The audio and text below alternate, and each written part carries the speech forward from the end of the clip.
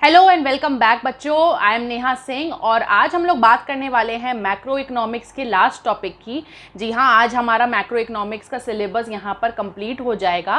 Foreign exchange unit का last topic जो कि है ऑटोनॉमस एंड अकोमोडेटिंग आइटम्स। ठीक है, ये क्या होते हैं? ये कैटेगरी होती है ट्रांजैक्शंस की जो कि हमारा बीओपी में यानी बैलेंस ऑफ पेमेंट में इंक्लूड होती है। ठीक है, यानी कि एक तरीके के ट्रांजैक्शंस हैं जो कि बीओपी में यानी बैलेंस ऑफ पेमेंट में इंक्लूड होते हैं। तो इन्हीं दोनों को हम डिटेल में आगे समझेंगे।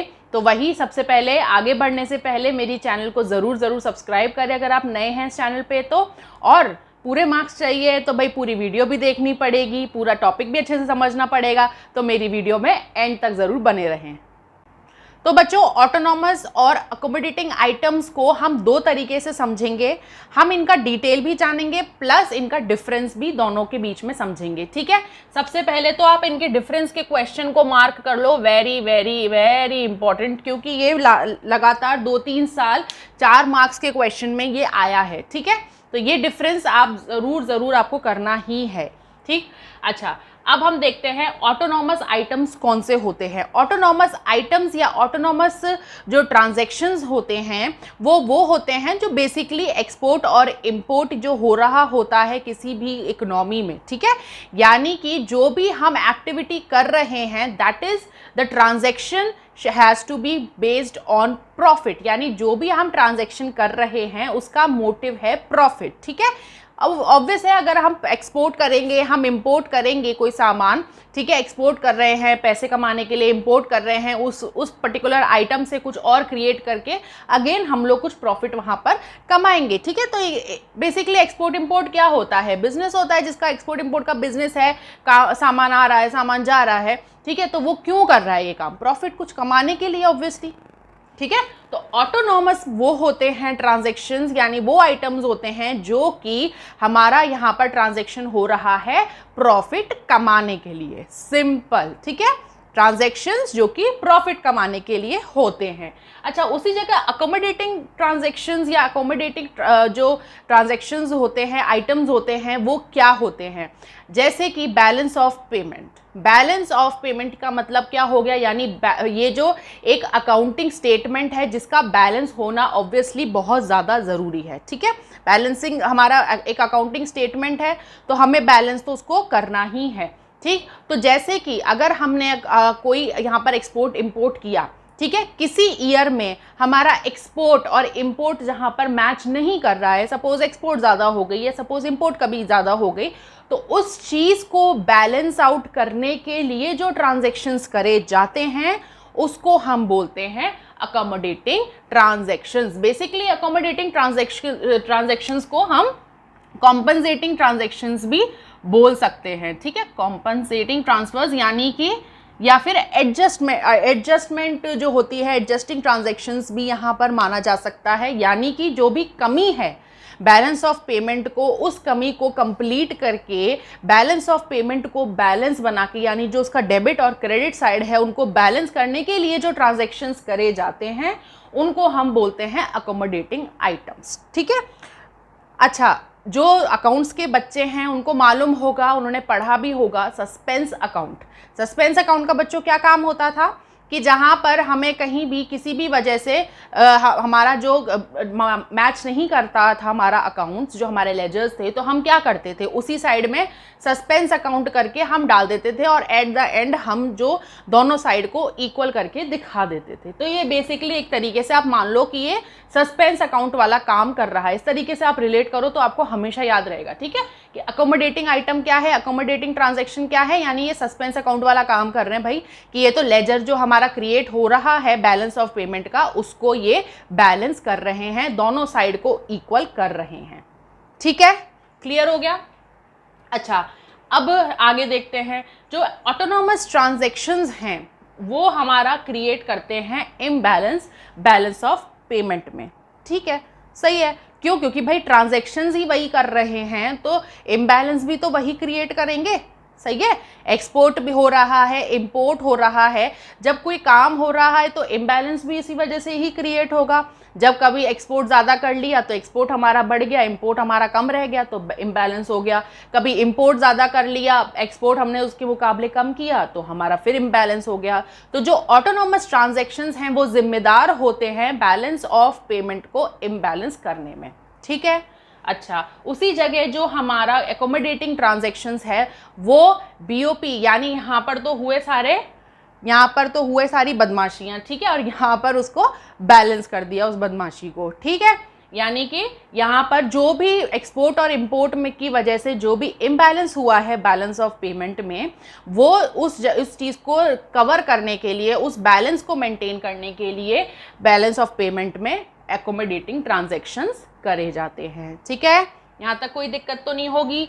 Then third, includes movement of goods and services. Export import हो रहा है, ऑटोनॉमस में एक्सपोर्ट इंपोर्ट हो रहा है तो यानी मूवमेंट तो होगा ही गुड्स एंड सर्विसेज का। एक्सपोर्ट इंपोर्ट भी तो किसका करेंगे, गुड्स एंड सर्विसेज का ही तो होगा।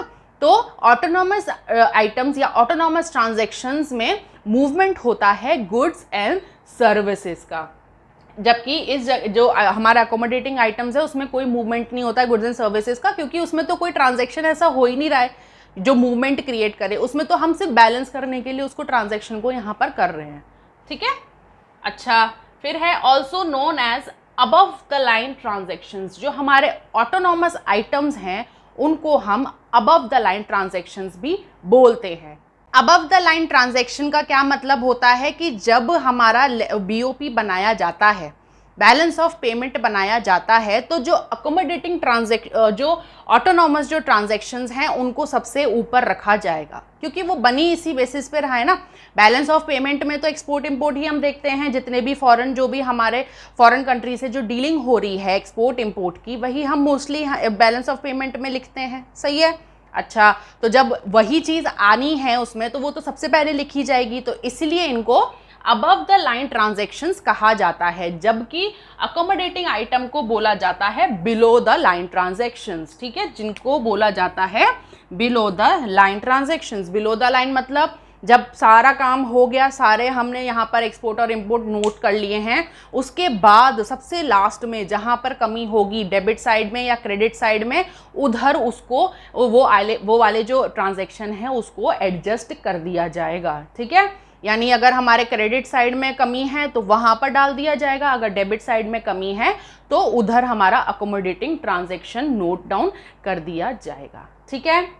यहाँ तक कोई दिक्कत? चलो अब आगे बढ़ो। अच्छा, एग्जाम्पल क्या होता है ऑटोनॉमस का? जो एक्सपोर्ट इंपोर्ट हो रहे हैं वो वाले ट्रांजैक्शंस होते हैं और हमारे ऑटोनॉमस ट्रांजैक्शंस या ऑटोनॉमस आइटम्स में आ जाएंगे, ठीक है। और अकोमोडेटिंग में क्या आ जाएंगे? फॉरेन एक्सचेंज रिजर्व, यानी कि जैसे कोई कमी हुई, ठीक है, हमारा जो बैलेंस ऑफ पेमेंट है वहाँ पर हमारा बैलेंस नहीं बैठा, ठीक है। अगर क्रेडिट साइड ज़्यादा है यानी कि पैसा हमारे पास ज़्यादा आया और हमारी डेबिट साइड जो कम है, यानी जो हमने पेमेंट यहाँ से किया वो कम किया, तो हम क्या करेंगे? फॉरेन एक्सचेंज रिजर्व्स जो हैं वो एडजस्ट करके जो एक्स्ट्रा जो मनी हमारे पास आया है, क्योंकि वो भी तो फॉरेन का करेंसी आया होगा ना हमारे पास, तो जैसे ही हमारे पास ज़्यादा पैसा आ गया है, पेमेंट वो रिसिप्ट्स जो हैं वो ज़्यादा हो गई है, तो जितनी भी एक्स्ट्रा रिसिप्ट्स है हम फॉरेन एक्सचेंज में उसको ट्रांसफ़र कर देंगे, सही है, ठीक है। तो इस तरीके से वो एडजस्ट हो जाएगा। अच्छा, अगर इसी जगह उल्टा है कि हमारी डेबिट जो हैं वो तो हो गई हैं ज़्यादा, यानी हमने पेमेंट जो है वो तो कर दिया है ज़्यादा और हमारी जो रिसिप्ट्स हैं, जो पैसा आना था वो हो गया है हमारा कम, ठीक है, यानी डेफिसिट में आ गया है हमारा बैलेंस ऑफ पेमेंट। तो क्या होगा कि हम भाई पेमेंट वाली जो रिसिप्ट्स वाली जो साइड है उसमें हम फॉरेन एक्सचेंज रिजर्व से कुछ पैसे ले लेंगे और उधर वो एडजस्ट कर देंगे, ठीक है। इससे हम अपना बैलेंस ऑफ पेमेंट को इक्वल बिठा देंगे।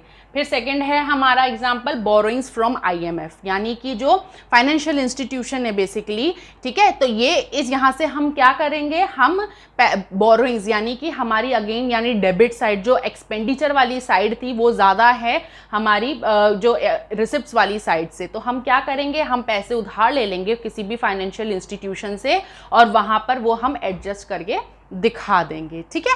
तो इससे हमारा अगेन डेबिट और क्रेडिट जो है बैलेंस ऑफ पेमेंट वाला साइड जो है वो बराबर दिखेगा, ठीक है।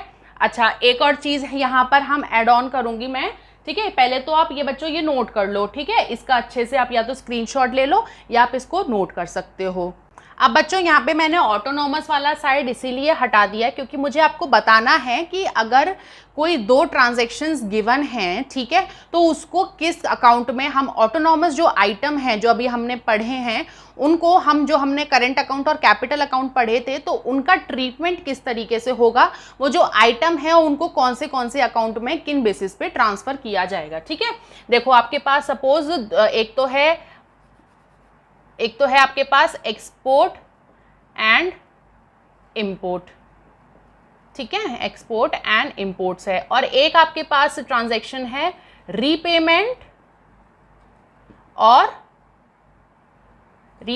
एंड हम बोल सकते हैं रीपेमेंट ऑफ फॉरेन लोन्स, ठीक है, रीपेमेंट ऑफ फॉरेन लोन्स। तो अब हम इनका किस तरीके से ट्रीटमेंट करेंगे। एक तो ये हो गया हमारा एक्सपोर्ट और इंपोर्ट, ये हो गया हमारा रीपेमेंट फॉरेन लोन्स। अब बच्चों याद करो, मैंने आपको बताया था कि जब हमारे लाइबिलिटी और असेट्स में कोई चेंज आता है, ठीक है, या तो हम रीपेमेंट बोल सकते हैं या फिर रिसिप्ट्स भी बोल सकते हैं, ठीक है। या तो हमने पेमेंट किया है या फिर हमें कोई लोन का पैसा रिसीव हुआ है, ठीक है।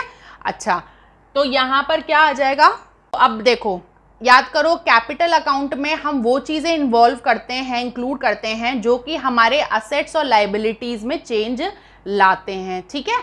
तो हमारा जो लोन वाला साइड है, याद करो, है ना, जो लोन अगर नहीं देखी है पहले वाली वीडियो तो पहले वो देखना बच्चों, ठीक है। तो लोन वाला जो साइड है, जो हमारी लाइबिलिटीज़ जो हमारी उस पर फ़र्क डाल रहा है लाइबिलिटीज़ में, तो ये आ जाएगा हमारा, इसका ट्रीटमेंट हो जाएगा, इंक्लूजन आ जाएगा हमारा कैपिटल अकाउंट में, ठीक है। और ये वाला जो है एक्सपोर्ट और इंपोर्ट वाला, याद करो 3 स्टार्टिंग के जो इकोनॉमिक ट्रांजैक्शंस होते थे हमारा export and import of visible items, export and import of invisible items and unilateral transfers, तो ये आ जाएगा हमारा करंट अकाउंट में। इजी। तो ऑटोनॉमस जो ट्रांजैक्शंस हैं उनका किस तरीके से ट्रीटमेंट किया जाएगा, किस तरीके से कौन से ट्रांजैक्शन को कहाँ पर इंक्लूड किया जाएगा, ठीक है बच्चों। तो ये था आज का हमारा टॉपिक ऑटोनॉमस और अकोमोडेटिंग आइटम्स का। आई होप आपको आज की वीडियो अच्छे से समझ में आ गई होगी। ये बहुत ही इंपॉर्टेंट टॉपिक है, इसीलिए इसको मैंने इस तरीके से करा है कि अगर आपके पास अलग से आए तो भी आपके पास इनफ इंफॉर्मेशन होनी चाहिए कि आप एक अच्छा पैराग्राफ क्रिएट कर सको। अगर डिफरेंस में आता है तो आपको मैंने 4 से 5 पॉइंट्स बता ही दिए हैं, ठीक है। तो आप उसको अच्छी तरीके से आप लिख सकते हो। प्रेजेंटेशन बहुत अच्छी रखना बस अपने आंसर की, ठीक है। तो बच्चों आज की वीडियो को हम यहीं एंड करेंगे। अगर आज की वीडियो आपको पसंद आई हो तो प्लीज़ ज़रूर लाइक करें, शेयर करें, सब्सक्राइब ज़रूर करें मेरे चैनल को, और मेरी वीडियो को इसी तरीके से अपना सपोर्ट प्लीज़ देते रहें और मेरे चैनल को मेरे संग ग्रो करने में मेरी हेल्प करें। Thank you.